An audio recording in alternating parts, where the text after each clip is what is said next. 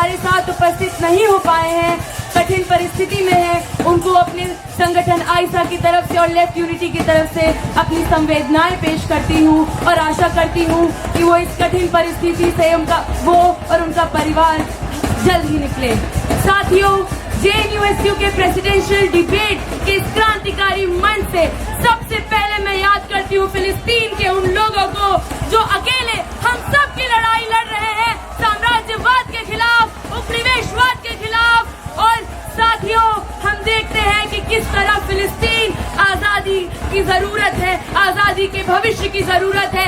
इसीलिए फिलिस्तीन का नाम सुनते ही इन फांसीबाजियों के सीने पे सांप लौटने लगता है। लेकिन हम वादा करते हैं कि जब तक जिएंगे फिलिस्तीन जिंदाबाद का नारा लगाते रहेंगे। साथियों, इस मंच से मैं कश्मीर में अपने स्टेटहुड की लड़ाई लड़ रहे लोगों को क्रांतिकारी इस्तकबाल पेश करती हूँ, सलाम पेश करती हूँ। और साथियों, यहाँ खड़े होके लद्दाख में अपने जल, जंगल और जमीन की लड़ाई लड़ रहे लोगों को सलाम पेश करती हूँ और सोनम वांगचुक की रिहाई की मांग करती हूँ। आप सबकी उपस्थिति इस झेलम लॉन में आज एक करारा जवाब है इन संघी गुंडों को, जिनका हमला हम तमाम कैंपसेस में झेल रहे हैं 2014 से। हम देखते हैं कि इनका हमला सिर्फ किसी व्यक्ति पर नहीं, आइडिया ऑफ इंडिया पे, आइडिया ऑफ यूनिवर्सिटीज पे और आइडिया ऑफ JNU पे होता है। इनका हमला होता है भगत सिंह अम्बेडकर के सपनों पर। हम देखते हैं रोहित के इंस्टीट्यूशनल मर्डर से लेके नजीब के फोर्स डिसअपीयरेंस तक किस तरह इनका हमला है हर उस शोषित वंचित तबके से आए हुए लोगों के सपनों पर, जिनके संघर्षों से हमारे कैंपसेस बनते हैं। लेकिन हम इन्हें बता देना चाहते हैं कि JNU इनकी फांसीवादी साजिशों के खिलाफ हमेशा एक रेजिस्टेंस का मॉडल बनकर डटकर खड़ा रहा है। इनके हर शटडाउन JNU के सामने हम हमेशा फाइट बैक करते रहेंगे। साथियों, आप सबको अपने डेमोक्रेटिक राइट्स के लिए लड़कर जीतने की मुबारकबाद देते हुए आप सबका ध्यान ले जाना चाहूंगी 1000 किलोमीटर दूर बिहार में हो रहे चुनावी संघर्ष की ओर, जहां पर भूमिहीन मजदूर, किसान, महिलाएं, शोषित, गरीब, दलित अपने मूलभूत अधिकार के लिए लड़ रहे हैं।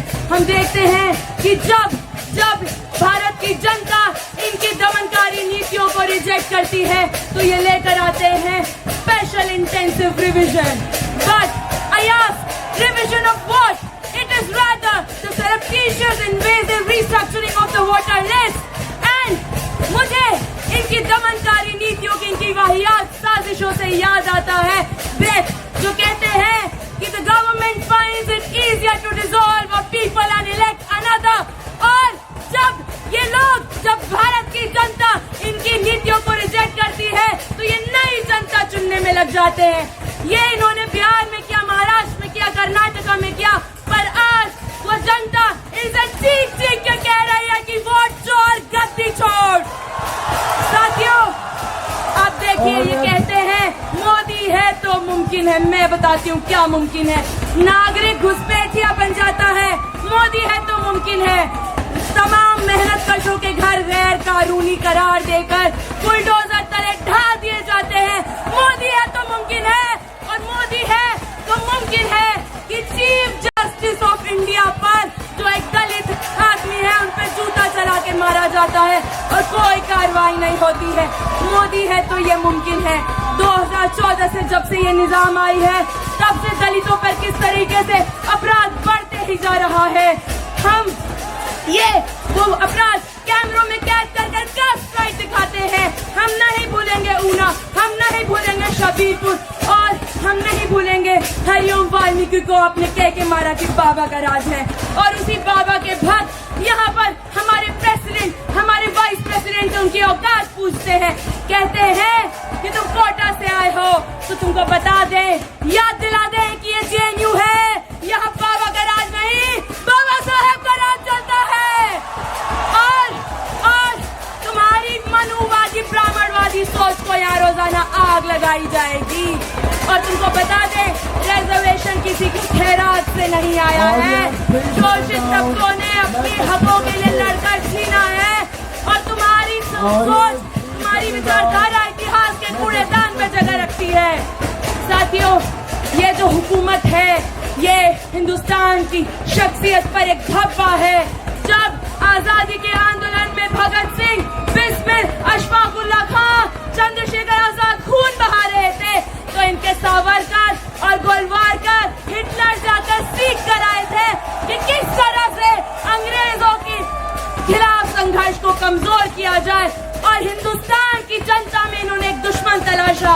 और फिर आजादी के आंदोलन के ये गद्दार जब दंगे का कारोबार कर कर सत्ता में आते हैं, तो हम देखते हैं कि किस तरीके से तमाम मुसलमान अखलाक से लेके पहलू खान से लेके 7 साल के शाहजेब को भी नफरती भीड़ के हाथों सौंप दिया जाता है। हम देखते हैं कि किस तरीके से 2020 में पुलिस के सामने दिल्ली में दंगे कराए जाते हैं। और उमर खालिद और शर्जील इमाम, गुलफिशा फातिमा, मीरान हैदर जब समान नागरिकता के अधिकार की बात करते हैं, तो यूएपीए लगाकर उनको जेल में भर दिया जाता है। उनको मैं लाल सलाम और क्रांतिकारी इस्तकबाल पेश करती हूँ। हम देखते हैं कि किस तरीके से स्टेट मशीनरी के नेतृत्व में रोजाना प्लेसेस ऑफ वर्शिप एक्ट का उल्लंघन किया जाता है। और कहीं हिंदुस्तान की नौजवान जनता ये न पूछने लगे, ये न ढूंढने लगे कि नौकरियां कहाँ है, फंड कहाँ है, स्कूल कहाँ है, तो मस्जिदों में मंदिर ढूंढने निकाल दिया जाता है साथियों। और लेकिन हम बता देते हैं, अजीमुल्लाह खां के शब्दों में कहती हूँ, हम हैं इसके मालिक, हिंदुस्तान हमारा है। और जब तक we the people of India हम जिंदा रहेंगे, तुम्हारी नफरत को बार बार उखाड़ कर फेंका जाएगा साथियों। और इनके आंखों में खटकती हैं महिलाएं। ये कहते हैं हमारे अध्यक्ष से कि चुप क्यों हो, सेक्स चेंज करा के औरत हो गए हो क्या? तो मैं इनको बताती हूँ कि आज यहाँ खड़ी हूँ मैं अपनी पुरखिनों की आवाज बनकर। न फूलन तुमसे डरी थी, न नंगेली, न फातिमा, न सावित्री, और हम भी तुम्हारे पितृसत्ता की लाठियों से नहीं डरते। ये लोग, इनकी सरकार हजार करोड़ रुपए खर्च करती है कि बेटी बचाओ बेटी पढ़ाओ, और जब बेटियां पढ़ लिख कर अपनी जीने की शर्तें तय करती हैं, तो ये ब्राह्मणवादी लोग मनुस्मृति का उच्चारण करने लगते हैं। और इनकी प्रज्ञा ठाकुर को याद आता है, ढोल गवार शूद्र पशु नारी कठिन ताड़ना के अधिकारी। और कहती है प्रज्ञा ठाकुर की बेटी अपनी मर्जी से शादी करे तो उसकी टांगे तोड़ दो। ये लोग उत्तराखंड में यूसीसी लाकर और तमाम स्टेट्स में एंटी कन्वर्जन और लव जिहाद के नाम पे महिलाओं के राइट टू लाइफ को रोजाना तार करते हैं। और जब बेटियां पढ़ने निकलती हैं, तो बीएचयू से लेकर south Asian university, Pondicherry, Balasore, Mandsaur में उनका जीना तू भर करते हैं। और जब वो अपनी आवाज उठाती है, तो ये इनकी पुलिस बैरिकेड और डंडे लिए तैयार रहती है। और ये वो लोग हैं जिनकी आदत है, जिनकी फितरत है कि रेपिस्ट और सेक्सुअल असॉल्टर्स के लिए ये समर्थन में रैलियां निकालते हैं। हम नहीं बोलेंगे उन्नाव, हम नहीं बोलेंगे कठुआ, हम नहीं बोलेंगे बिल्किस बानो का अपमान, और हम नहीं बोलेंगे कि हाथरस में तो तुमने पीड़िता की लाश तक नहीं छोड़ी। साथियों, इलाहाबाद से, पटना से लेकर लखनऊ से लेकर बेंगलोर के आईटी सेक्टर में नौजवान बीजेपी सरकार में नौकरियों के लिए दर ठोकरे खा रहे हैं, लाठियां खा रहे हैं। और ये लोग, इनकी सरकार ठेका प्रथा के हाथों नौकरियां बेचे जा रही है। नई नौकरियां तो क्या, यूनिवर्सिटी के पुराने पद भी भरे नहीं है, एनएफएस कर दिए जा रहे हैं। 80, 50% seats OBC, SC, ST seats खाली जा रही है। ये लोग रेलवे से लेकर एयरपोर्ट से लेकर जमीन और आसमान कॉर्पोरेट राज को बेचे जा रहे हैं। और स्कूल भी बंद हो रहे हैं साथियों, क्योंकि मोदी जी रील्स बनाना और पकोड़े बनाना सिखा रहे हैं।